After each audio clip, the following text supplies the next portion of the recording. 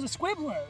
What's up guys, Readiness Reviews here with you again, and in today's video we're doing another ammo review. This is brand new Milsurp Munitions brand 6.5 Carcano. You may have recently seen Milsurp Munitions advertised on Royal Tiger Imports. They will be producing ammunition for surplus rifles in obscure calibers, and I'm always excited to check out new food for my Milsurps. Before we get into it, don't forget to give this video a thumbs up if you like seeing this military surplus-centric firearms content here on YouTube. Subscribe to the channel so you don't miss any of my future videos on both guns and ammunition. And let me know what your preferred factory-loaded ammunition for Milsurp rifles is down in the comments of this video. Now let's see what Milsurp Munitions is all about. So Milsurp Munitions 6.5 Carcano comes in a standard 20-round box. Their initial loading is using a .264 diameter, 139 grain full metal jacket projectile, which they are rating at 2,150 feet per second. On the reverse of the box, they have their warnings and a neat little depiction of a Carcano cartridge. I'm happy that Milsurp Munitions has entered the market for Carcano ammo because as of late, this stuff has been very scarce and quite expensive, so the more companies loading it, the better. Unlike most other manufacturers of 6.5 Carcano, they are not using PPU brass. Their head stamp is NTW. It is all brand new and shiny. Their standard .264 diameter projectiles are right in line with all other current factory loads for 6.5 Carcano. In my opinion, the most exciting thing that Milsurp Munitions is doing is loading a .268 diameter projectile, and if we compare that side by side with a .264, you can certainly tell that that .268 is slightly bigger. Over the years on the collector market, one of the biggest complaints coming from Carcano rifles is poor accuracy. Part of that can be attributed to these rifles being zeroed for extremely far distances. Even the battle sight on most Carcano rifles are zeroed between 300 and 400 meters. That causes these rifles to shoot extremely high. Shooting high is not the only gripe that people have about Carcanos though. Traditionally, the Carcano is just simply not considered a very accurate rifle when compared to other comparable Milsurps, but a huge part of that poor accuracy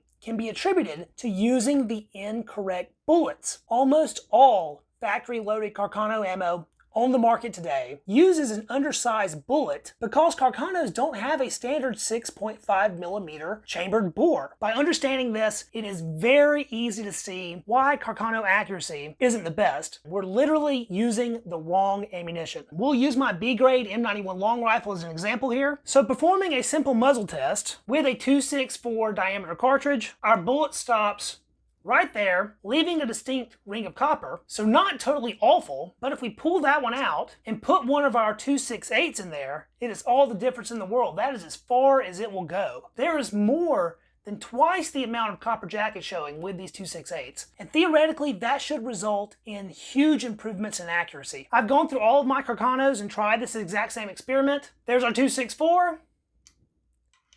There's our .268.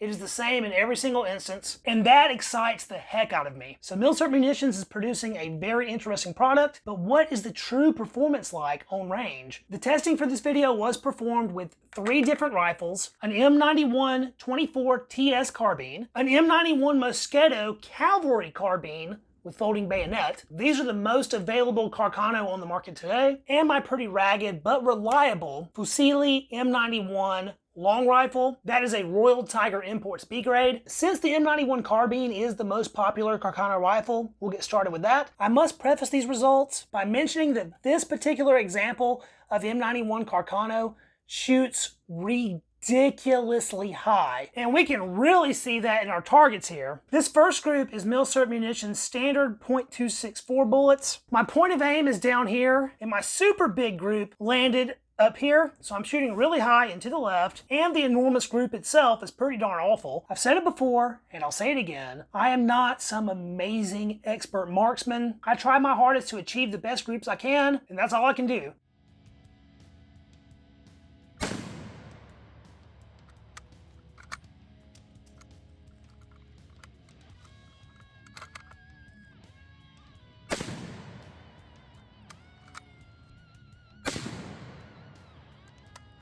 Now our .268 is supposed to be more accurate, right? Well, I have the same point of aim, this target down here, and my .268 group is way up here. So high and to the left. And being completely honest with you guys, that group is basically just as bad as the .264s were. For every rifle we tested, we used both types of Milsurp Munitions ammo and PPU as sort of a control group. For my M91 carbine, the PPU was shooting so high, I couldn't even get it on paper without increasing the size of my target. So I taped on a target extension here. This is so far off, I barely can't even fit it in frame. But my point of aim is way down here, and my PPU group is way up here, literally like a foot away. Even though it is way off from my point of aim, this is actually a far better group than I got with the other ammo. This is literally 2 bullets in one hole, and then I had another round down here, which was later covered up by a keyhole round from a different rifle. So our PPU was shooting obscenely high, but the group of the ammo itself was a lot better than I was able to achieve with the Milsurp Munitions. Don't write them off just yet though, because the results with my M91 long rifle were very surprising.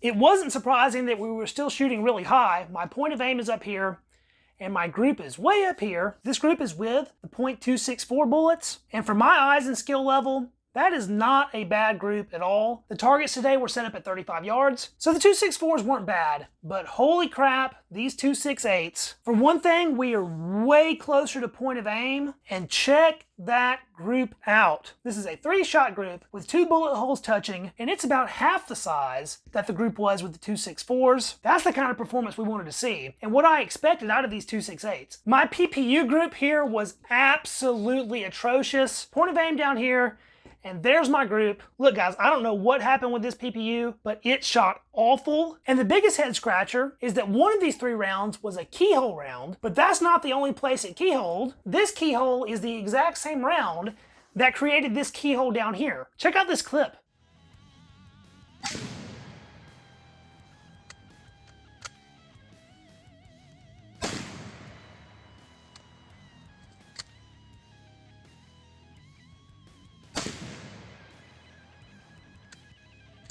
So as you can see in that, for some reason, that second round hit our target here at 2 different places at the exact same time. The only explanation I have for that is maybe the jacket separated from the core in midair. I've never had an issue like that before with PPU or with this rifle. Maybe it was just a freak one-off thing, but it definitely led to a disgustingly terrible group with my M91 long rifle. Look at this. And then look at that. Same rifle, 2 different ammos, and the results couldn't be more different. Our most interesting revelation occurred while shooting my M91 24.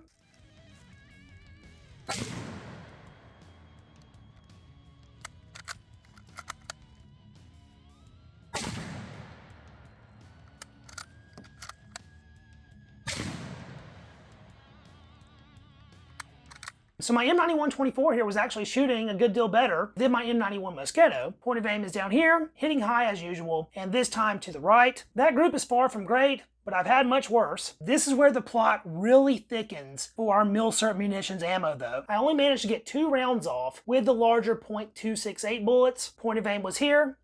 There's our 2-shot group up there. Looking pretty good actually, but then I was shocked because we encountered the mother of all ammo malfunctions, a squib load.